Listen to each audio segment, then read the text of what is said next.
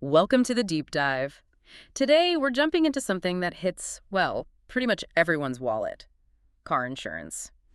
The costs just seem to go up and up, right? They really do. It can feel uh, pretty frustrating and kind of opaque. Exactly. So, our mission today is to cut through that. We want to give you some really practical strategies based on the latest data to get a better handle on those premiums. That's the plan. We're aiming to give you a clear roadmap here. Yep. We've looked at source material focused specifically on the U.S. market for 2025. Okay. And importantly, these aren't, sneaky tricks or loopholes. These are totally legitimate, proven ways to actually save some money. Good stuff.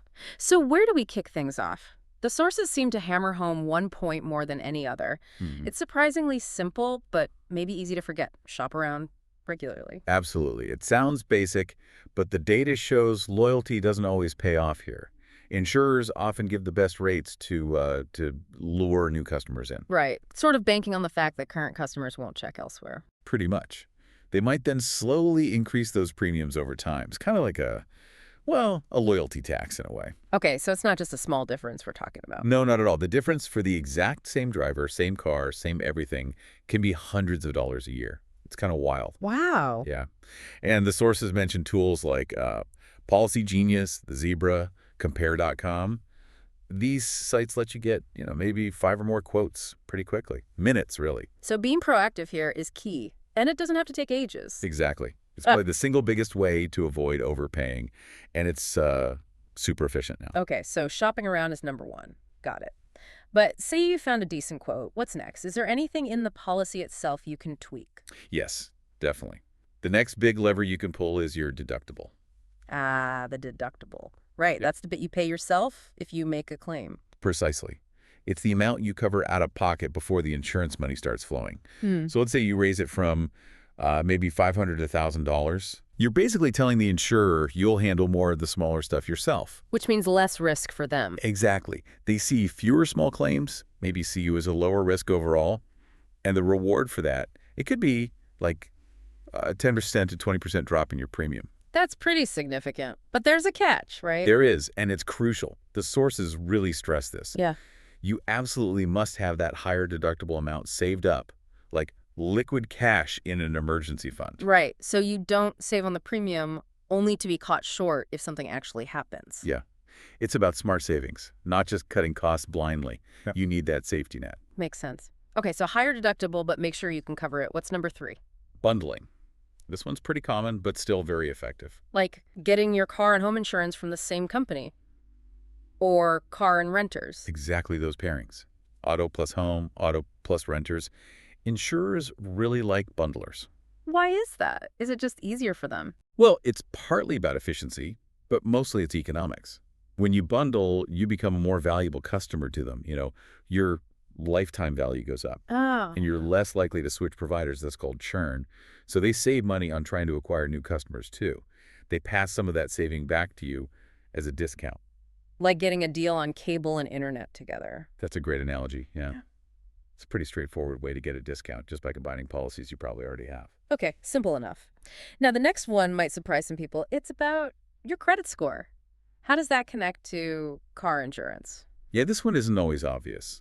But in most U.S. states, your credit history does affect your insurance rates. It's called a credit-based insurance score. Why? What's the link? Well, insurers use it as one factor to predict risk. Statistically, actuarial data suggests people with higher credit scores tend to file fewer claims. Really? So it's seen as a sign of responsibility. Kind of, yeah. Financial responsibility often correlates with other responsible behaviors, statistically speaking. So the source material points out that even a, say, 30-point jump in your credit score could lead to a noticeable drop in your premium. Wow. Another reason to keep an eye on that credit report then. Definitely. Good credit has benefits beyond just loans and credit cards. Okay, good to know. What about discounts? Are there hidden ones we should be looking for? Well, maybe not hidden, but definitely underutilized. The key here is simply asking. Just ask. Yeah. Insurers have a whole menu of potential discounts. Things like being a safe driver, obviously. Low mileage discounts. Agreeing to get bills electronically, so paperless billing. Okay. Even completing a defensive driving course can sometimes get you a discount. I've heard of those. And one interesting detail from the source, Some companies might even offer a small discount if you don't commute during peak rush hour. Huh. Never heard that one. It really varies. But the point is, don't assume you're getting all the discounts you qualify for. Just ask your agent or check the company website. It's often found money. Good advice. Don't be shy. Just ask. Okay, moving on. Let's talk about driving itself. How can our habits impact the cost? Right. This leads to two related strategies. First, simply driving less. Less mileage often means lower risk, so lower rates. Makes sense. The second is opting into what's called a telematics program. Those apps or devices that track your driving, like Progressive Snapshot or Allstate's DriveWise. Exactly like those. They monitor things like how hard you brake, if you accelerate really fast, how many miles you drive, sometimes the time of day. And the idea is, if you prove you're a safe driver, You get rewarded, literally. Your good driving habits translate directly into lower rates. It's technology working for you, assuming you are a safe driver. So for someone who maybe works from home, drives carefully, only does short errands, Hmm. could this be like a secret weapon for savings? Hmm. It really could be. For low-mileage, super safe drivers, telematics can unlock discounts that the standard way of calculating rates might miss. It tailors the price much more closely to your actual risk. Interesting. Okay. What about the coverage itself? Can we sometimes trim things there? Yes, that's the next point. Dropping unnecessary coverage. This mainly applies to older cars. Okay, how so? Well, think about collision or comprehensive coverage. Collision pays for damage to your car in an accident you cause, and comprehensive covers things like theft, fire, vandalism, hitting an animal. Right. If your car is, say, 10 years old and paid off, its actual cash value might be quite low. The cost of paying for full collision and comprehensive year after year might actually add up to more than the car's even worth. So you're paying to insure something that wouldn't give much of a payout anyway. Potentially, yes. Yeah. You need to weigh the cost of the coverage against the car's value and your ability to replace it if something happened. But, and this is important, the source warns, don't strip away what you actually need. Meaning, don't drop liability coverage, for instance. Absolutely not. Liability covers damage you cause to others, and that's legally required and financially crucial. This is really just about evaluating if optional coverages like collision and comprehensive still make sense for an older, less valuable vehicle. Got it. Do the math on your car's value. Okay, another angle. How we pay. Does that make a difference? You can, yeah. Point number 8 is straightforward. Pay in full if you can. Instead of monthly payments. Right. Many insurers add small service fees or installment charges to each monthly payment. It might not seem like much each month, but it adds up over the 6-month or year-long policy term. So paying the whole premium up front for 6 or 12 months avoids those fees. Exactly. The source calls it instant savings, just by changing how you pay. It's a simple tweak if your budget allows for that upfront payment. Okay, another easy win, potentially. Now, this next one feels obvious, but probably needs saying. Keeping a clean driving record. The big one. Absolutely fundamental. Nothing impacts your rates quite like your driving history. Tickets, accidents, DUIs, they all push your premiums up, sometimes significantly. How long does something like a ticket affect you? The source mentions that even one speeding ticket can raise your rates for typically around 3 years. That's a long time for one mistake to cost you money. Ouch. 3 years. Yeah. So, simple things like, using cruise control on the highway, avoiding speeding, not driving distracted.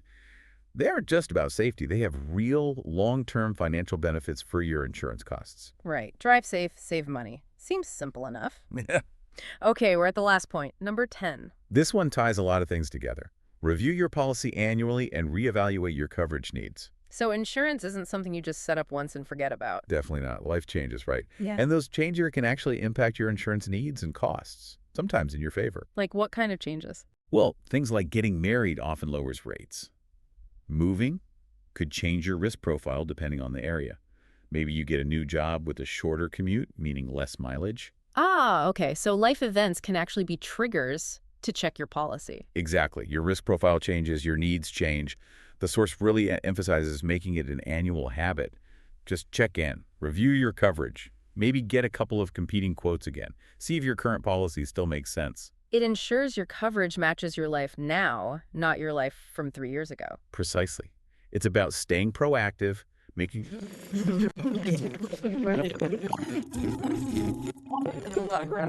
10 solid strategies. Yeah, and the main takeaway, I think, is that car insurance is definitely an area where people often pay more than they need to, simply because they aren't aware of these practical steps. Right. And again, these tips we've discussed, they're all directly from the source material.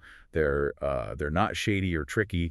They are 100% legitimate, really practical ways to potentially save quite a bit. It's about understanding the levers you can pull. Exactly. It's about knowing how the system works and making it work better for you. So, wrapping this up, what's the final thought for everyone listening? You've just heard 10 different ways to tackle car insurance costs. Mm-hmm. Maybe the challenge is this. Think about just one specific action you can take this week. Will you finally get those comparison quotes? Will you check your deductibles?